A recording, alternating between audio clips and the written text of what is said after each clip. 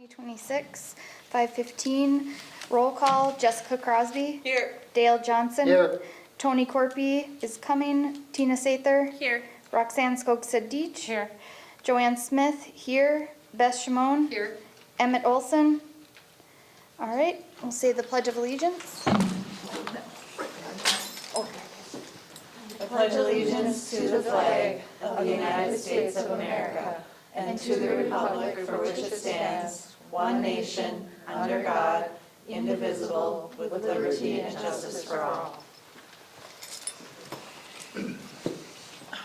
All right. Approval of the agenda.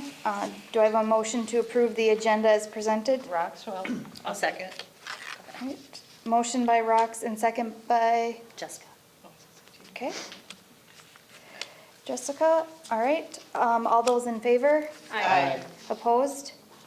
Motion carries. All right, open forum, presentation by the International Falls Rotary regarding the 2025 Community Impact Grant.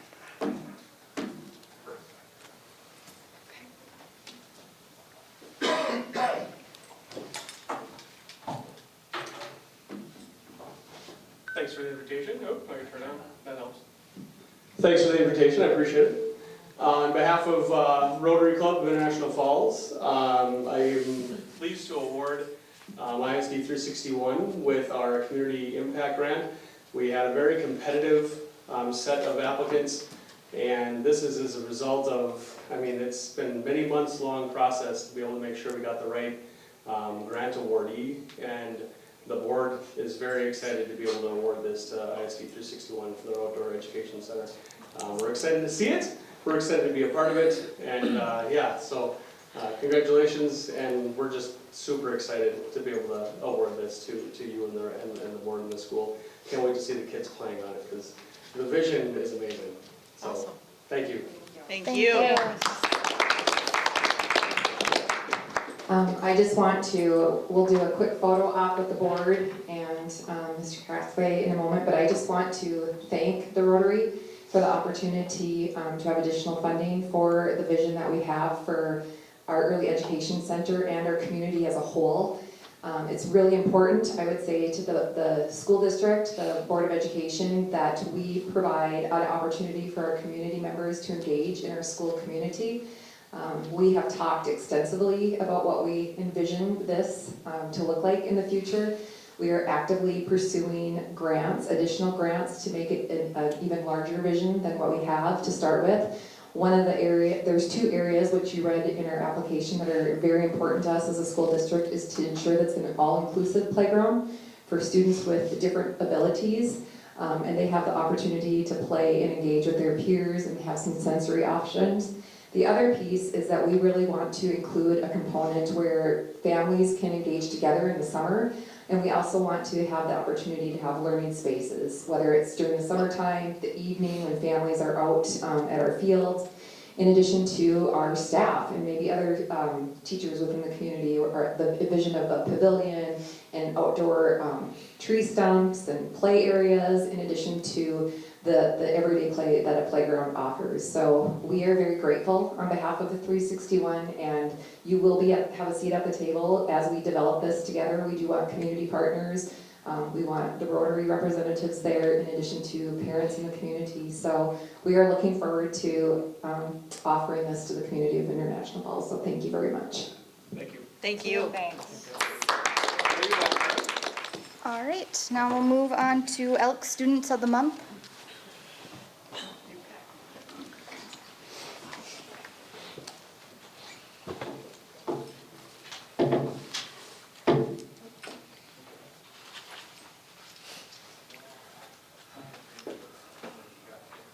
Okay, it is my pleasure to recognize Paxton Sabonin as the January Elk Student of the Month. Paxton is a student whose outstanding character, strong work ethic, and positive attitude make him a valued member of the Falls High School community. He has taken advantage of a numerous college in the schools courses during his time at FHS, demonstrating a commitment to challenging himself academically while preparing for success beyond high school. His willingness to take on rigorous coursework reflects both his motivation and his maturity as a learner. In addition to his academic efforts, Paxton is actively involved in school athletics He participates in hockey and golf, where he demonstrates teamwork, dedication, and leadership. His involvement in these activities highlight his ability to balance academics with extracurricular commitments while representing his school with pride. When he's not in school, Paxton enjoys spending time with friends, golfing, and playing hockey. These interests reflect his energetic personality and his passion for staying active and connected with others. Looking ahead, Paxton plans to attend the University of Minnesota Morris, where he will major in business management and continue his athletic career by playing on the golf team. His future plans align well with his strong work ethic, leadership skills, and goal-oriented mindset. His nominating teacher, Mrs. Hammers, shared the following about him. I would like to recognize Paxton for his outstanding character and positive impact on our school community. Each day that he enters FHS, he is respectful, personable, and hardworking, always making positive choices and leading by example in and out of the classroom. As a positive role model, he treats others with kindness and maturity, and his friendly smile and upbeat attitude help create a welcoming, encouraging atmosphere wherever he goes. His presence truly makes our school a better place each day. Paxton's character, leadership, and commitment to his school make him truly deserving of this honor. We are proud to recognize him as January's Student of the Month and look forward to all he will accomplish in the future. Go Paxton. Yay, Paxton. And now he's on to hockey practice. Yeah. Hi, guys. Okay. Our next Student of the Month for January is Kylie Hall.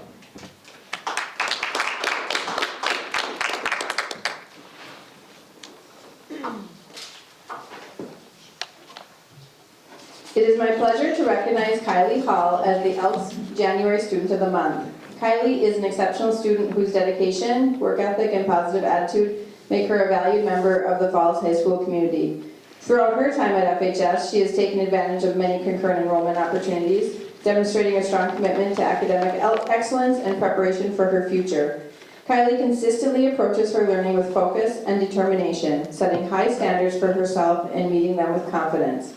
In addition to her academic accomplishments, Kylie has been actively involved in school athletics. She has participated in volleyball and varsity girls cross country during the fall of 2025. Through these activities, she has shown perseverance, teamwork, and a willingness to push herself, qualities that translate seamlessly into her work in the classroom. Outside of school, Kylie enjoys spending time with her family, whether talking, watching movies, or simply being together. She also enjoys fishing, walking, and exploring new places, activities that help her relax and recharge while staying active and connected to those around her. Looking ahead, Kylie plans to attend nursing school, where she intends to earn her bachelor's degree. Her long-term goal is to become a NICU nurse and work in a hospital setting. This career path reflects her compassion, dedication, and desire to make a meaningful difference in the lives of others. Her nominating teacher, Mrs. Hammers, shared the following. I would like to recognize Kylie Hall for being an exceptional student every single day in my classroom this past year, as well as all of the years that I've had the pleasure of having Kylie as a student. She has an admirable dedication to ensuring her academic success and preparing herself for her future. Kylie is always prepared to learn, ready to work, and willing to take on any task with her best effort. Her commitment to doing things the right way sets a high standard for others, and her respectful, kind nature make her a positive presence in every classroom. She truly represents what it means to be a hardworking student and a wonderful peer to those around her. Kylie's academic dedication, character, and leadership make her truly deserving of this recognition. We are proud to honor her as January's Elks Student of the Month and look forward to all she will accomplish in the future.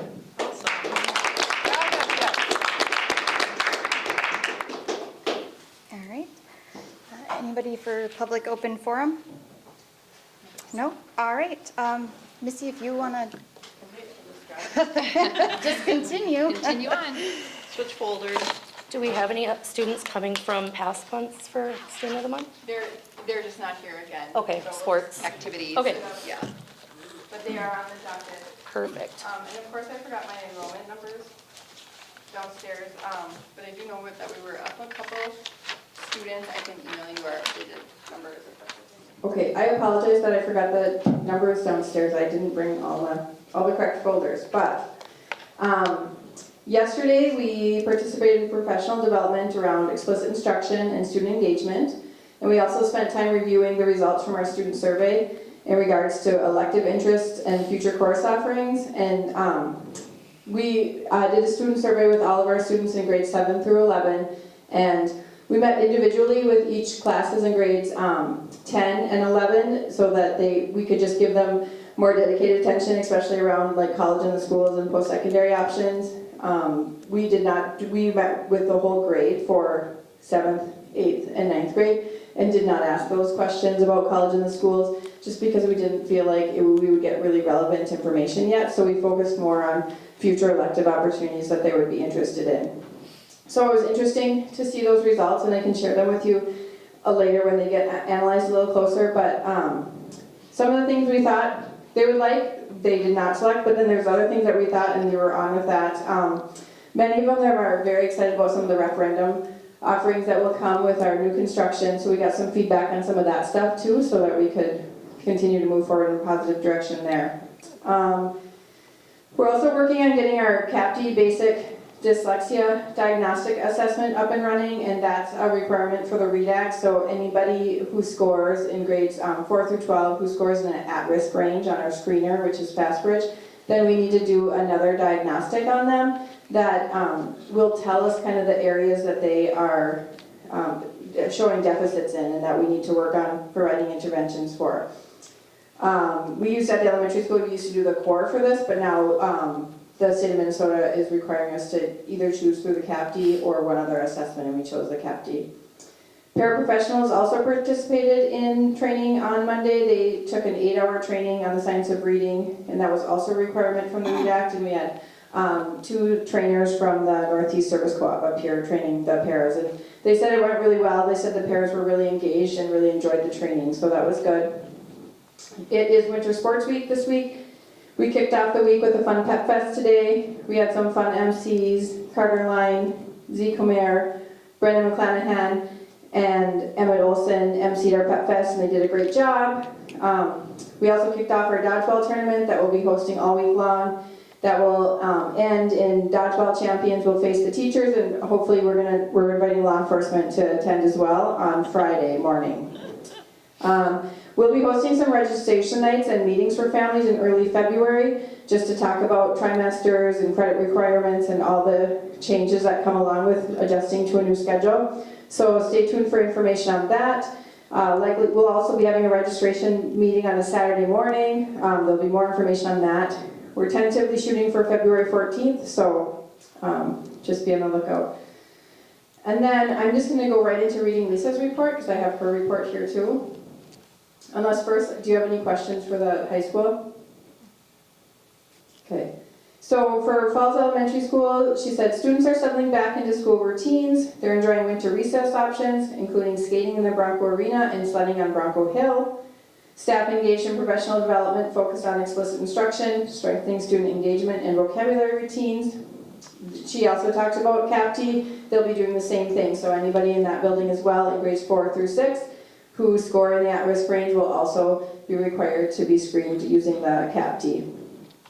Spring math supplemental math instruction in K through 6 is going well with a strong focus on building math fact fluency. December and January Students of the Month will be celebrated following the Bronco Pride Assembly. The assembly will include special guests from FHS, including the cheerleaders, mascot, and boys basketball team. Our January school-wide focus is on gratitude, empathy, and positive attendance habits. We are already planning for spring events, including Read Across America, STEAM Night, and the Spring Book Fair. Save the date for kindergarten registration. It will be held Wednesday, March 4th, 4:30 to 6 p.m., and the theme is Blooming into Kindergarten. January numbers at FES, and we total 507. This is up 3 from the month at FES. So, if you have any questions for FES, I can do my best. Otherwise, best to hold them for Mrs. West. Did it say when that Bronco Pride Assembly was? No. Okay. We can find out for you Yep. though. Thank you. Good? Yep. Thanks, Missy. Thanks. Thank you. Do you want me to leave this one here? Yeah, I'm gonna do Molly's presentation. You have Molly's? Yep. I do. Okay, perfect. Ms. Larson walked away with her presentation today when she visited me, and so I have to read it off my phone now. She sent it to me. So I am presenting on behalf of our community education, early education report for Ms. Molly Larson. for January 20th. First of all, she would like to report that for early education student enrollment numbers in preschool, they are at 64, recently lost 2 students. They do have one opening in a 3-year-old class on Thursdays and Fridays, and one opening in both 4-year-old classrooms. They're preparing currently for the preschool registration, which is going to be on February 5th. And I met with Molly today. They're very excited. They have some extensive plans for the evening. They have got a new model for preschool that they're looking at. They did a mid-year survey and they got some incredible feedback from some of our families regarding having more half-day options because some of their littlest learners aren't necessarily ready for full day, all day, every day. So they've met a lot of the feedback requirements that came from our families, which is very helpful that they were allowed to have a voice in what next year will look like. Currently, some of the concerns that we're talking about and problem solving are looking at tuition, also looking at making sure all of our families have infinite campus access in preschool. Because they are new to school, they didn't necessarily know about the family portal. So we are going to change how we deliver that information as a whole district. Instead of doing it at the beginning of the year, we're going to do it both at the end of the year and at the beginning of the year for new families that come in, and also so families are set up prior to the school year starting. So that will be a new process for the district. One of the things that a couple things she wanted to highlight, the feedback from her families included things that were going very well for the district's programming, early education programming, is that children felt safe in the school and felt safe with their teachers. Also, the strengths of how teachers communicate for earliest learners, in addition to the preparation that they feel that they're receiving to go into kindergarten.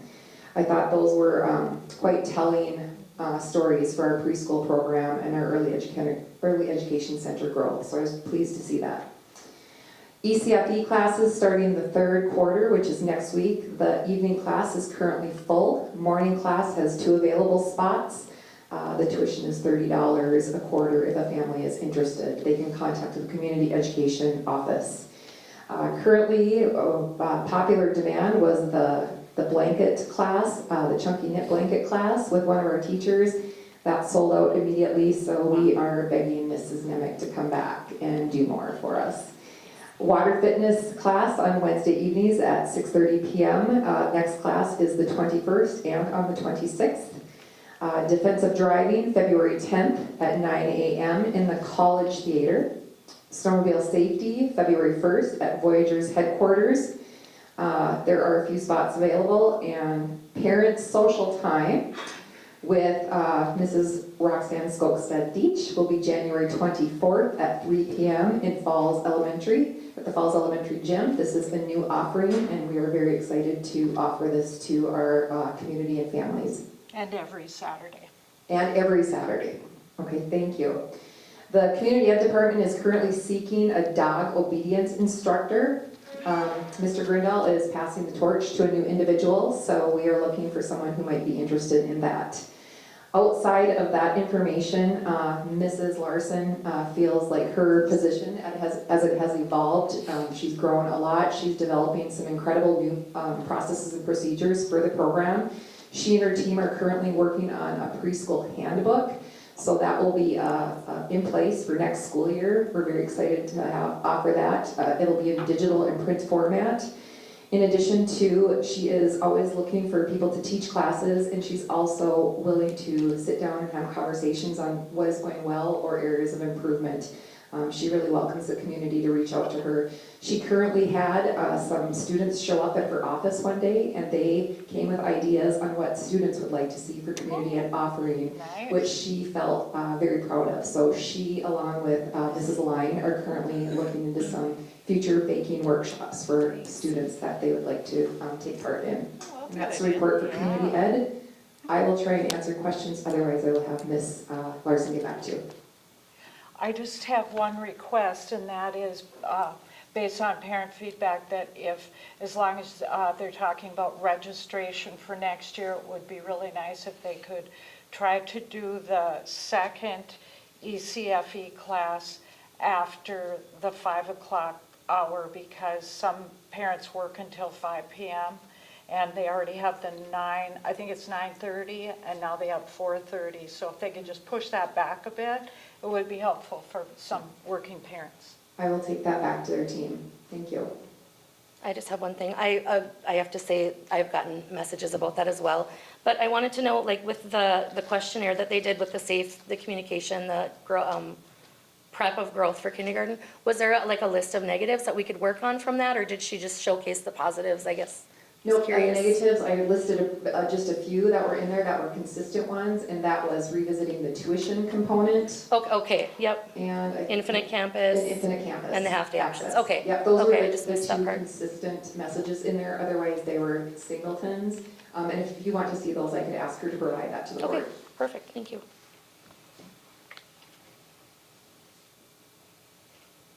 Okay. Beth, you want to just go ahead with yours? Going to next. Okay. Does Tim have, did he send it in? I don't think he has a report. So we had the opportunity to spend Monday in our professional development day with our staff. I spent about an hour and a half with both the high school and elementary teams, and I will work with the early education team at an early out in the future because they were in the pyramid model training for the entire day, as were the paraprofessionals in the REDAC training. So they will get the same presentation that I did with the rest of the staff on Monday. One of the things that we talked about is how the staff and community are ready for an update on where we're at in the referendum process. So Nexus, I had Nexus put together just a few brief slides so we could just show this to the public. I will publish these also online and then defer any questions to our representative committee that works with the referendum, in addition to myself or the building principals or Mr. Anderson for facilities. If you have not, as the board, had the opportunity to do a walkthrough for construction, I highly encourage you to do so. The addition at Falls Elementary in our CTE wing is all enclosed and the floor has started to go in. It is probably the one area in the high school that has created the most excitement because of the size of it, in addition to what future programming will look like. Principal Tate and her team are actively pursuing a number of different partnerships, not only within the community, but also in the classes that we offer. These aren't in stone, but there's everything from welding and plumbing to building construction. So we're really looking at what offerings we can offer in this space, in addition to just community ed participate in this and offer some things also at school. One of the things I can tell you is the kids are excited, and I think that is the reoccurring theme we hear at the school, is that the kids are very excited about this. Mr. Olson, in addition to Principal Tate and also Linnea, Miss Imhoff, they are actively pursuing grants for the CTE wing. There are so many grants out there available right now to expand programming because of all the virtual learning that can take place, in addition to everything from 3D printers to machinery, in addition to AI opportunities. So they have received, I received another check today in a grant that they received. So the kids are excited, which makes the staff excited. That's great. In addition to the high school, you can see the floor has started to go in.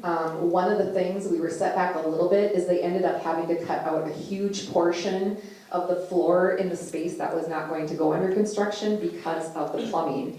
So Mr. Olson spent most of his Christmas break here being the site supervisor to make sure his shop landed in place and was ready to go when the school opened. So we're really appreciative of the extra time. He came in and helped move things and got things ready with the team.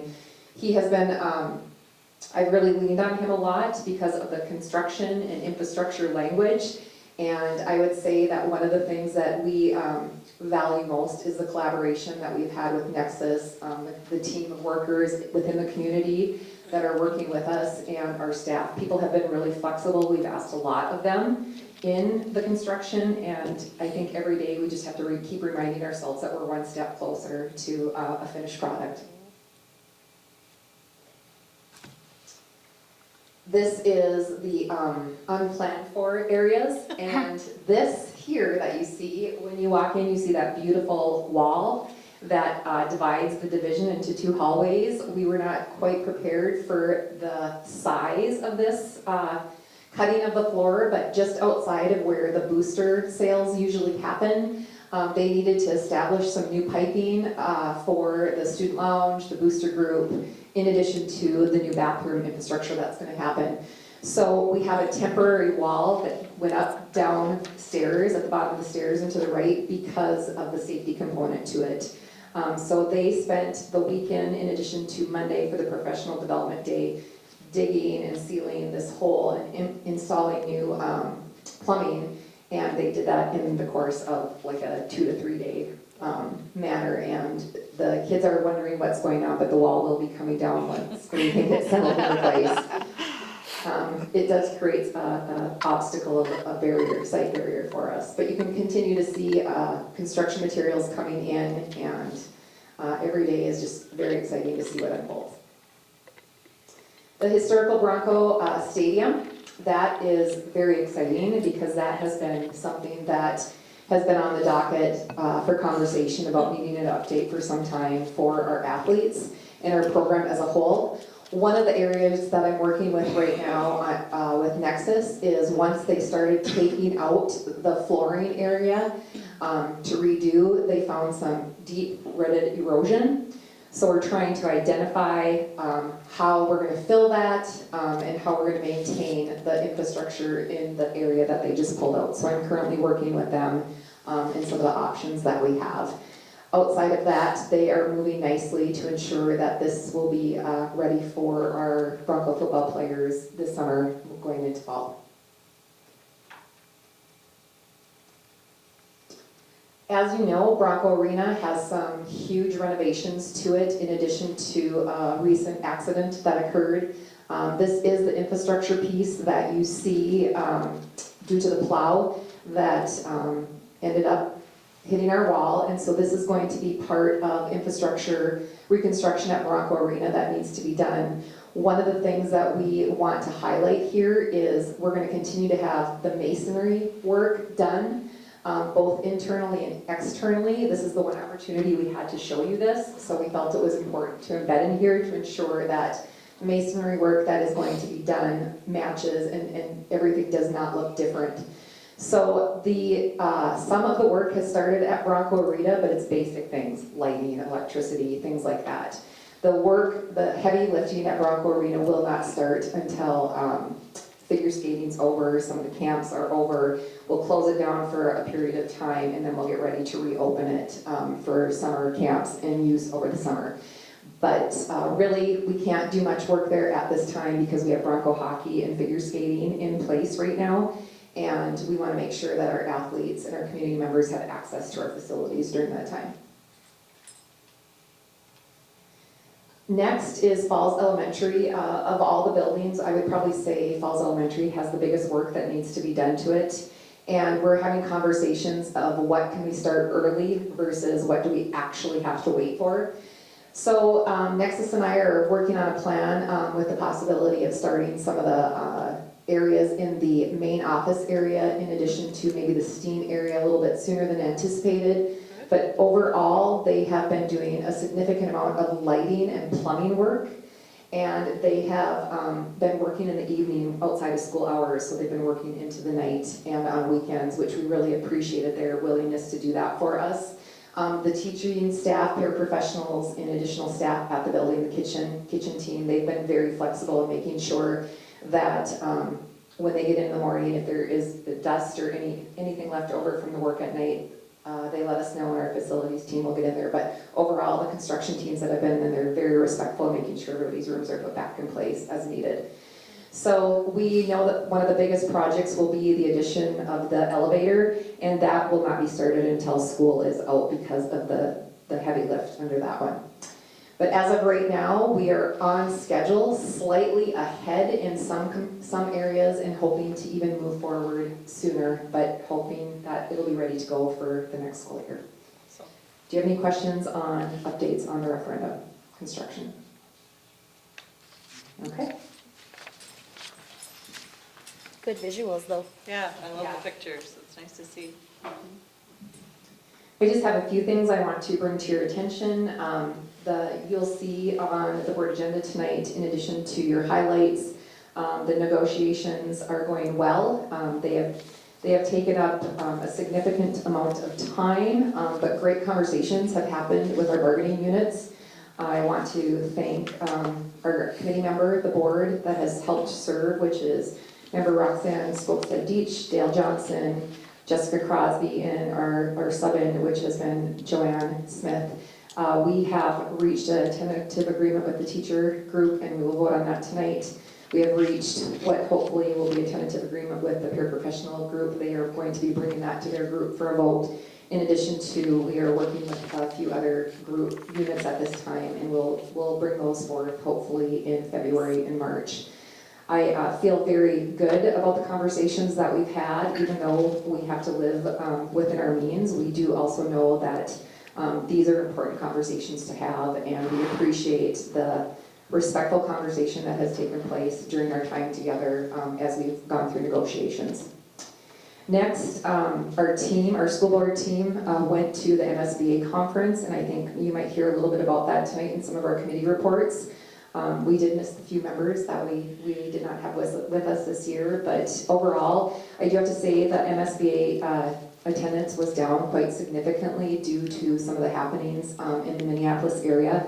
So of course that was disappointing because we lost out on opportunities to engage with some other school board members, superintendents, and principals.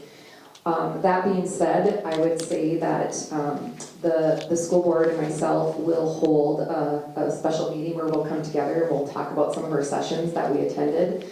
We had some very important sessions that I feel will be very beneficial to the future of the district.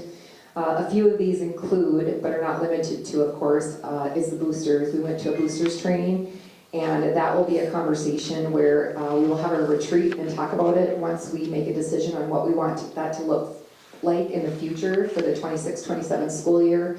We will bring our booster clubs together in addition to our athletic director and our building principals to have further conversation and define what booster clubs for the district will look like. The Booster Club session was probably one of the most highly attended sessions of the conference because there's new legislation coming out on it, there's new expectations coming out on it, and we are not unique to this conversation. It was really quite interesting to hear and speak to other school districts. We also had some great insight and feedback regarding AI. And CTE in addition to school safety. Those are some of the highlights that I took away. You may hear more this evening when we have committee reports, but I think it was very notable that CTE and AI are continuously growing, and in order for us to be competitive, we need to remember that just because we're rurally located does not mean our students shouldn't have access and opportunity. And I would say for Falls High School, the Alternative Learning Center, and our students, I would say that is a priority for our principal with the new schedule that she's looking at. And then last but not least from that, we also had some great professional development around school safety and what that needs to look like for the future, in addition to how to embed some behavioral threat assessment components in that for some of the behaviors and mental health that we're seeing. So we'll talk more about that. We are also, the principals and I are having a work session on Thursday, and we are going to start the conversation on staffing and what the 26-27 scheduling will look like. We're going to talk about some of the celebrations and some of the barriers that we faced. If you have anything as a school board or community, we do invite you to let us know. I will be pushing out a mid-year survey to our community and to our staff within the next month. It's important to get that feedback on what's gone well in addition to areas of improvement or ideas that they have. So I'm looking forward always to that survey on feedback from our stakeholders. Today I released a letter to our community, our staff, and our school board regarding immigration and what the expectation is for the school when it comes to inclusion and school safety. One of the questions and comments that I received was not defining what the processes and procedures look like. And I just want to remind the community that we do not put that in writing because in the event there was an emergency state for our school district, that information needs to be deployed by staff. So it's not something you would normally see a school district put out. I do welcome any conversation or questions that people have, if they want to give me a phone call, if they want to call a board member, or they want to come in and meet with me. So anybody who has questions, I invite you to please reach out and have a collective conversation.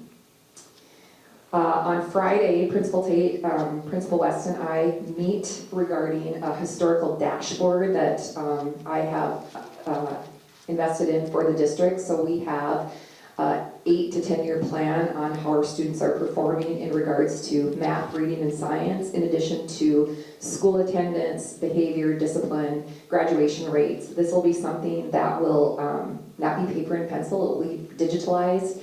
So if our administrators, superintendent, teachers change, the staff will have access to that, the school board will have access to that. We'll be able to follow trends and patterns for the school district as a whole, and we'll be able to also present that to the community so they know what is happening within our school district, and they'll have that digital option to look at that information too. Last but not least, I'm excited to have a great remainder of the year. We are excited about the future of the district, and that, you know, I am the glass is half full kind of person. It doesn't mean there are not challenges for the district. We know that the infrastructure needs are great, and the grants that our team has acquired since the last time I spoke to you are listed on tonight's agenda. You are going to see, you see on the agenda tonight, and this pains my heart, but Linnea Imhoff, I have decided to assign her to grant writer / CAPE coordinator, the position, and take her off as my assistant. It pains both of us to do that, although Linnea's skill set is in wellness and community and in grant writing. And what she has brought to the district in the short amount of time that she has been here is astounding. She's an incredible worker, and she is dedicated to helping fund the needs of the school district. And I couldn't have asked for a better person to lead that work. So as much as it pains my heart to do that, it is in the best interest of the district. Last, I just want to say that one of the things that the community needs to know is that when we apply for a grant, it does not mean it goes to the general fund and we can disperse it how we want to.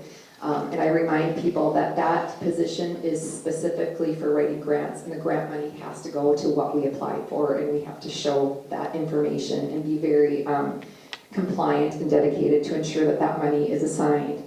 And we also look closely at the longevity component of the grants that we apply for, because we want to make sure that we're not applying for grants that's going to incur additional costs for the district year after year after year. So we're very methodical on what we apply for, but also we know that infrastructure of the school district and programming for the school district are priorities for us. So we are getting ready to apply for a current safety grant, and it is quite a large one. So I will update the board as soon as Linnea disseminates that information, and we will hear back on the community model school grant in March. That's all that I have for you today. I have a question. I always hate to interrupt you when you throw out the acronyms, but I always worry that maybe people who are listening really need to be reminded about some of them. And the one that because when I retired, we weren't using that term. So I just want to say CTE, Career Technical Education. Correct. And as long as I'm saying that, then I would like to say at the MSBA conference, I felt that there was a strong emphasis on guiding our curriculum, our coursework towards career and technical education, kind of aligning it that way. So I thought that was exciting. Yeah, there was quite a few sessions on CTE, and I think that you'll continue to see that pathway for years to come. So thank you. Anything else for Beth? All right. Policy committee. We're going to meet tonight, but we're going to reschedule. So maybe next week we'll get together and we'll figure out a time that we're going to meet and finish going over all the policies, and then potentially looking at new policies for boosters. So athletic committee. There are a bunch of random updates, and I'll try not to repeat what Beth said because some of them overlap. Just one follow-up item that we had talked about the last time I gave an update was Tim was looking for rink rats. He reached out to MHS and Student Council, and he didn't get any volunteers, so that's off the agenda. Sports fees, we had talked about that last time too, and I gave an update, and they're still working to update Infinite Campus to make sure that it's aligned with what people have paid for their sports fees. Right now, I think it's some people are having issues where things are showing not paid, but they're actually paid, so they're working to align that. Bronco Arena, I think Beth kind of hit about the construction will start after ice show, and their goal is to have it back up and running by the end of June. It also sounds like we talked about some complaints that people had talked about cleanliness of the arena and the pool area, and those have been addressed with Jeremy and expectations set.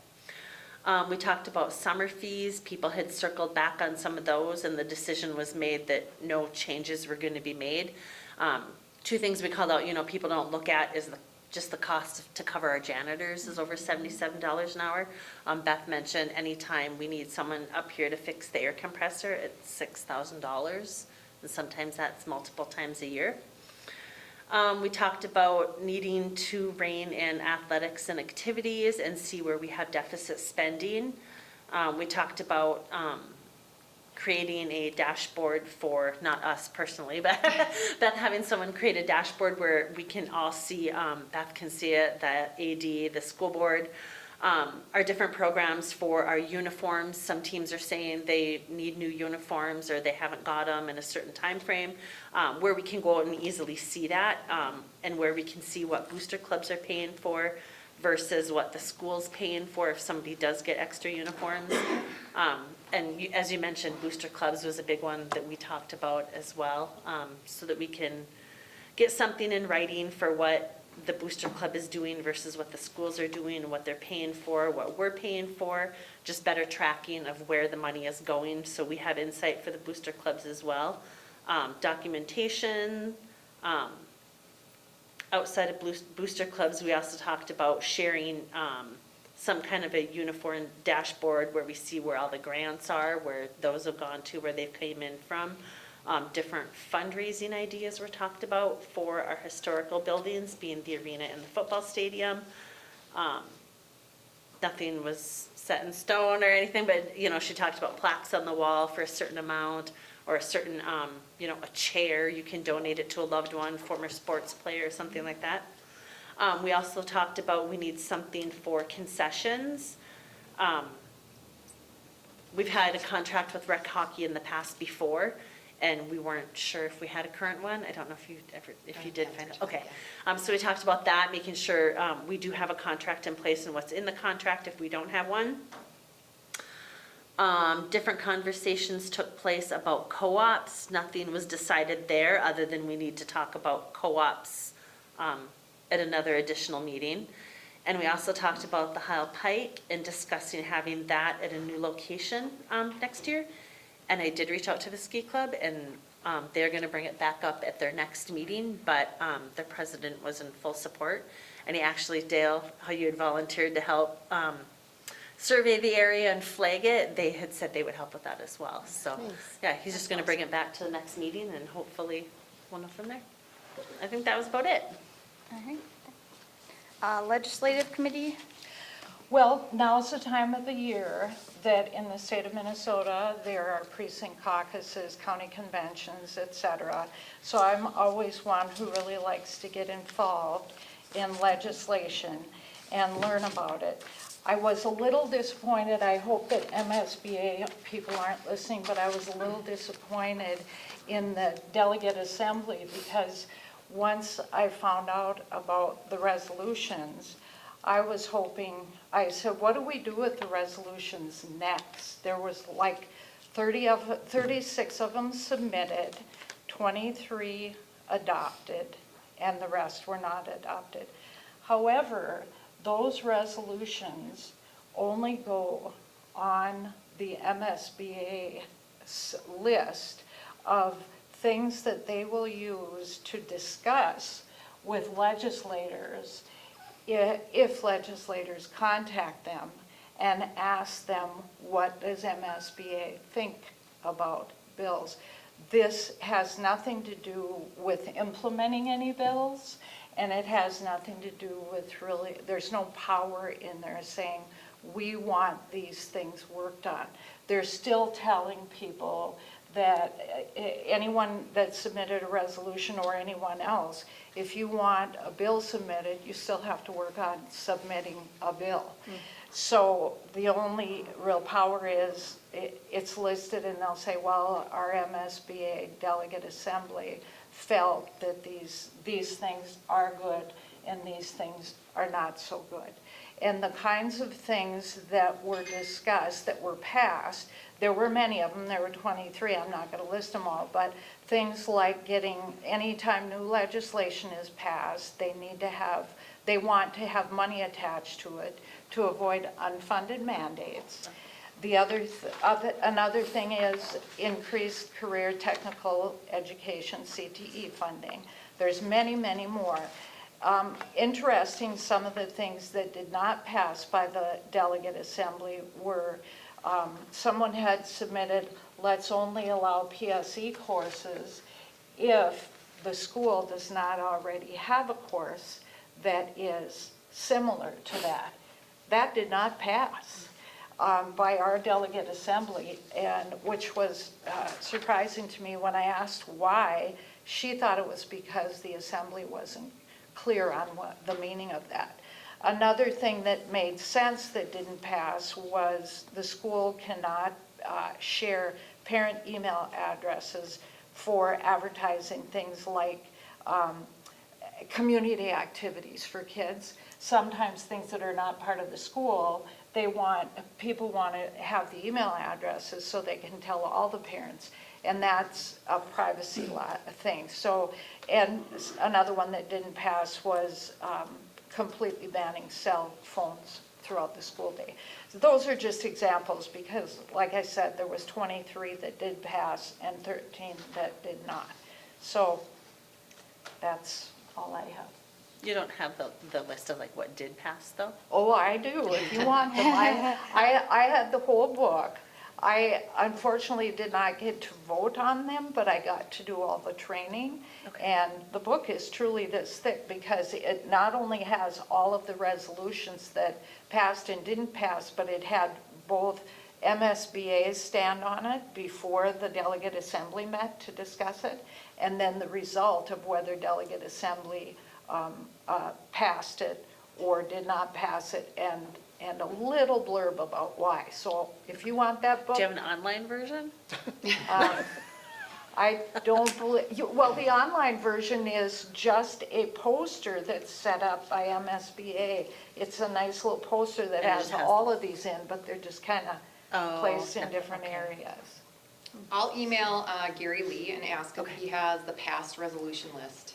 Maybe they might have something electronic. Yeah, it's usually pretty wordy because you can't always tell what it is without Yeah. a full description, and that's why they put it together in a big book. But Well, and sometimes MREA will Mm-hmm. concise it too, right, condense it. and yeah, our short next version. coffee and conversation on Tuesday may try to do that too. Okay. That's it. Any questions for Rox? All right. We'll move to the consent agenda. Can I just ask a question really quick? I know we went from Student of the Month to Missy. Was there any student report that needed to be given? Just, I mean, being No. you're here, I know Emmett's not here, but we're good? We're good tonight. Thank you. All right. So we'll move to the consent agenda. Is there anything anybody would like to see changed with the consent agenda? I would like to pull number 13 out of the consent agenda and move it down to the action items. So it would go to number 4 of the action items. Okay.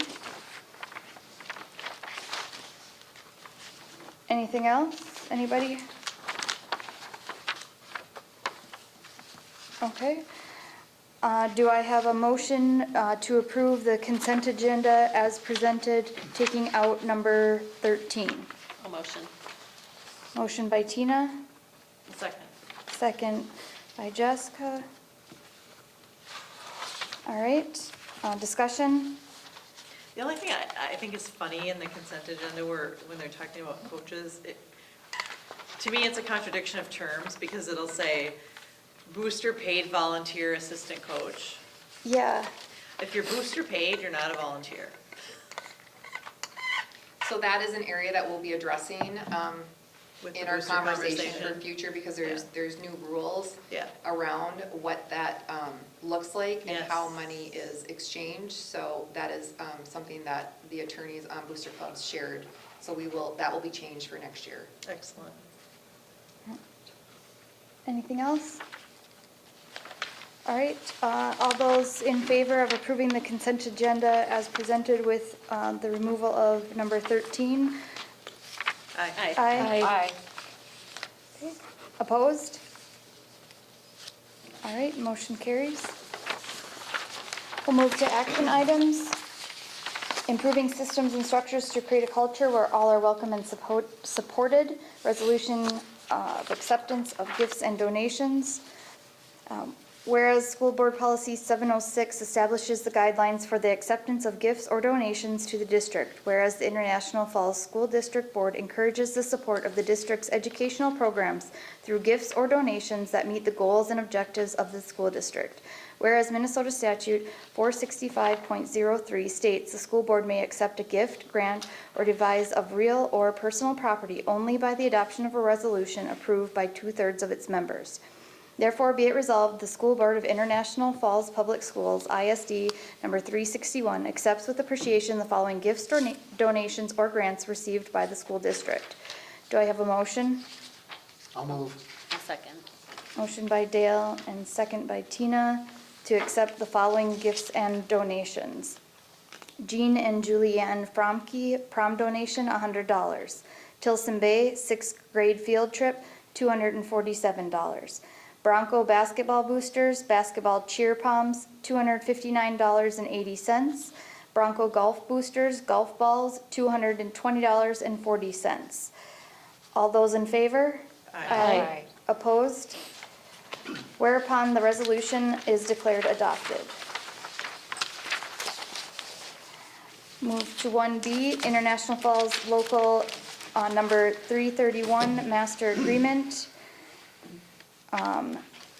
Do I have a motion? I'll make that. Okay. Rock. I'll second. Okay. A motion by Rox and a second by Dale for Local 331, covering terms and conditions of employment for July 1st, 2026 through July 30th, 2027 school years. Be 2025 through 2027, shouldn't it?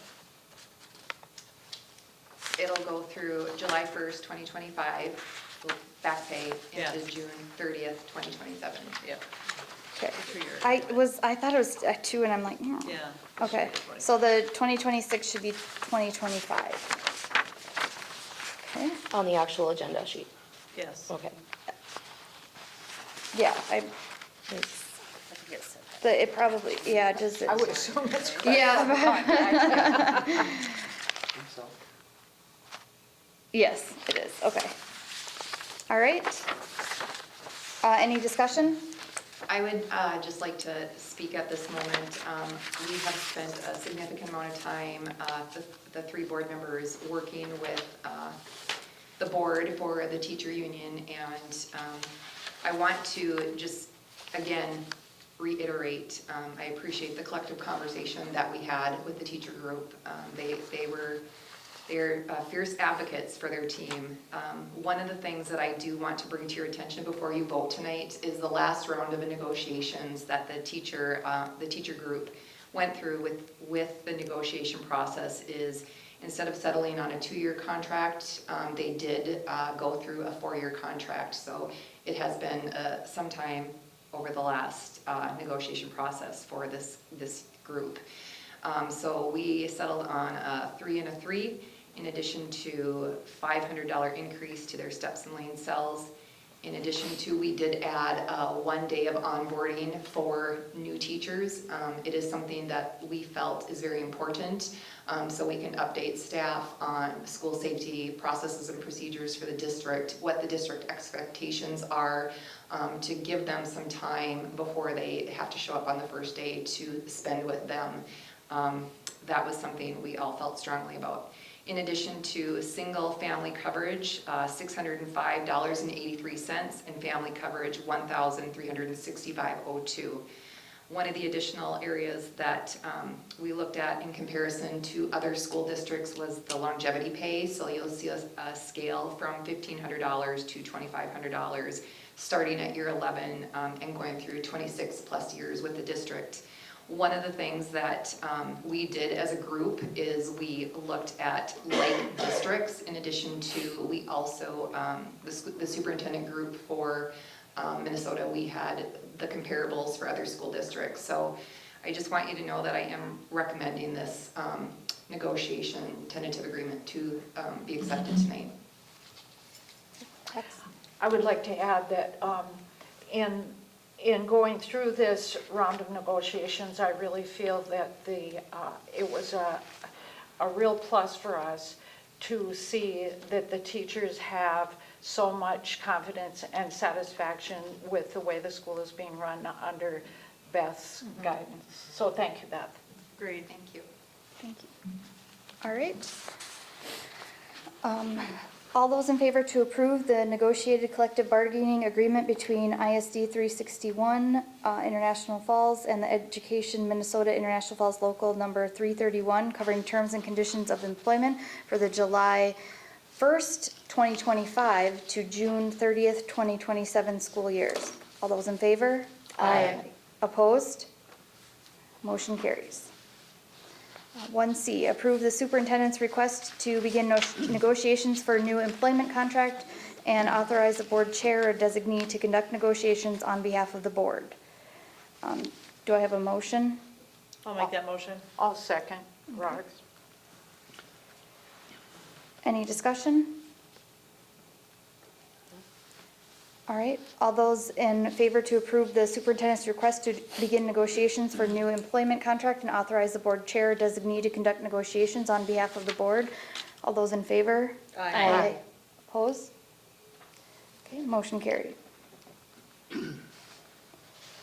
Okay, 1D, notice of intent to negotiate for the Principals Association of ISD 361. Do I have a motion? I'll motion. Motion by Tina. I'll second. Any discussion? All right, all those in favor to accept the notice of intent to negotiate for the Principals Association of ISD 361? Aye. Aye. Opposed? Sorry, I was supposed to vote aye for that, but isn't that the same? No. No, One they C, just They don't. missed that one. Okay, on the- okay. Got it. Sorry about They that. missed the line, the motion line. Okay, so carried by all on that then. Okay. And then, anybody opposed? Okay, motion carries for the principals. All right, number 2, implementing data-driven teaching practices and staff collaboration to increase student academic success. Approve the acceptance of the Minnesota Power Foundation grant in the amount of $7,500 to support high-quality tools for career and technical education. Motion? I'll motion. Rox will second. Any discussion? All right, all those in favor to approve the acceptance of the Minnesota Power Foundation grant in the amount of $7,500 to support high-quality tools for CTE? Aye. Aye. Opposed? All right, motion carries.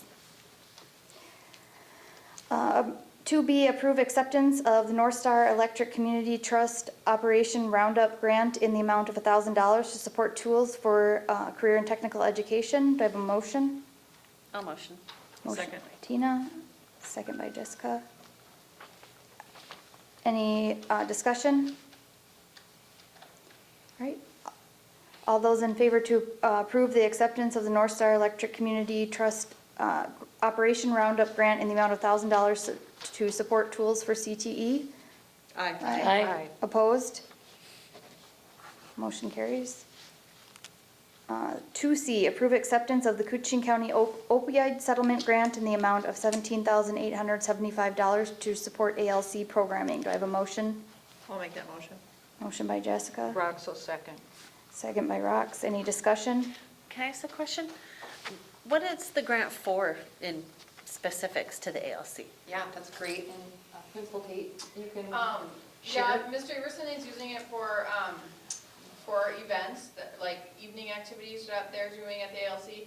He's also providing food and snacks, and they have a weekly speaker that comes in and talks about different opioid or drug topics, just healthy lifestyles, different things like that. So that's helping to fund those things. Okay, excellent. Thank you. Any other questions or discussion? That's one thing. I just want to let you know that Mr. Everson has done an outstanding job in finding additional funding for working with some of our most at-risk youth. And he's also engaged the community in working with our students. So he's had a number of guest speakers come in, and he's also brought our students out into the community. So I would say the ALC programming is going well. We always have room for improvement, but he has been a big advocate for these students and the programs that are being offered to them. That's great. Awesome. Thank you. All right. All those in favor to approve the acceptance of the Coochin County opioid settlement grant in the amount of $17,875 to support ALC programming? Aye. Opposed? Motion carries. Number 3, maintain our facilities to be welcoming, safe, and efficient for use by students and the community. 3A, approve acceptance of the International Falls Rotary Community Impact Grant in the amount of $60,000 to support the Early Education Outdoor Center. Do I have a motion? Sorry, Tina, I have a motion. I'll second. There's so many of them. I know, there's a lot tonight. All right, motion by Tina and second by Tony. Any discussion? All right, all those in favor of approving the acceptance of the International Falls Rotary Community Impact Grant in the amount of $60,000 to support Early Education Outdoor Center? Aye. Opposed? Motion carries. 3B, approve acceptance of the Coochin County opioid settlement grant in the amount of $23,000 to support the purchase and installation of vape detectors. Do I have a motion? I will make that motion, happy to. I'll second. I'll second. Oh, Tina Tina won. got that one? Yep. Oh, good. It was quiet. I was going to ask who said it too, so. All right, motion by Rox and second by Tina. Any discussion? I do have a question. So will these be used after the bathroom remodel? Okay. So these will be installed after the remodel of the bathroom.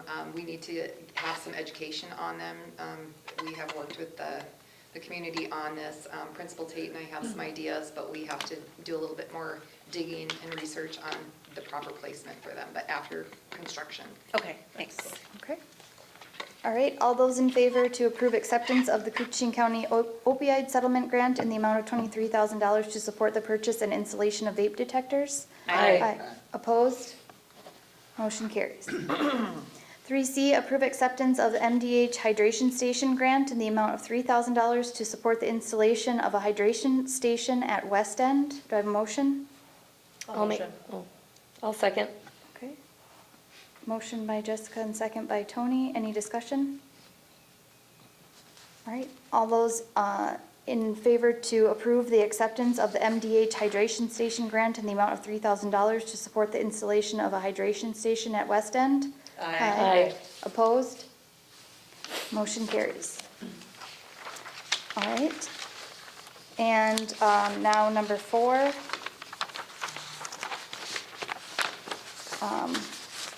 That we moved from the consent agenda.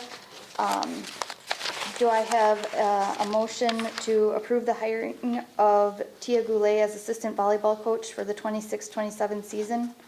Rox will make that. Rox, motion. I'll second. Second by Dale. Discussion? You all got an email from me sharing some concerns that I did have. I can't talk about it, like it's confidential, so there's obviously things I can't bring up here. But I did want to share my concerns with you, just from some things that I've heard and known in the community. So. Okay. Any other discussion?